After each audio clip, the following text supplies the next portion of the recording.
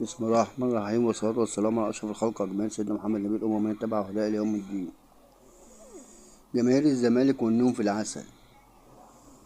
جمهور من قدهم من مباراة إلى مباراة، وسائل مواصلات تنقلهم في نفس اليوم من مباراة لمباراة وبدون تذاكر وبالوجبات والمصروف بقى تمني والعصائر. مباراة شباب شباب المباراة تتأخر نص ساعة.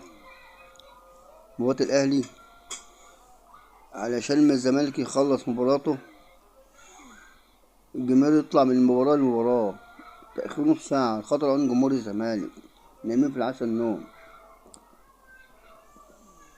من أجل عيونهم وعيون الكونفدرالية والماتشات المصرية المصرية. يأخروا المباريات، هما اللي ماسكين الكورة أو البطولات. الاتحادات الزملكاوية كل ده عشان خاطر عيون الزمالك وجماهيره.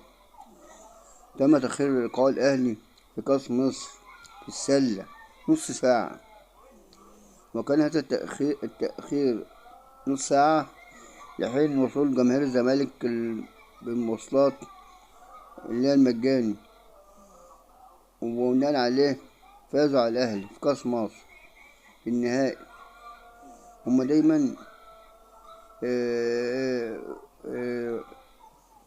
فازوا على الاتصالات في النهائي نفس اليوم.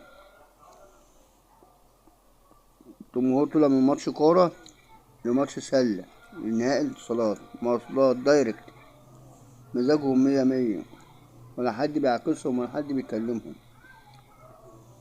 نرحب بكم وننقلكم من مكان لمكان، بس أهم حاجة الزمالك حقق الانتصار. هما كده بيصعدوا الزمالك للنهائي بأي صورة بأي وسيلة، مش مهم الكاس. قدامنا بطولة الدوري رجال، لقاء 5 لقاءات بيننا وبين الاتحاد السكندري. اللي يفوز بالمجموعة 3 مباريات يفوز بالبطولة إن شاء الله. رجالة الأهلي يفوزوا ببطولة الدوري للسلة.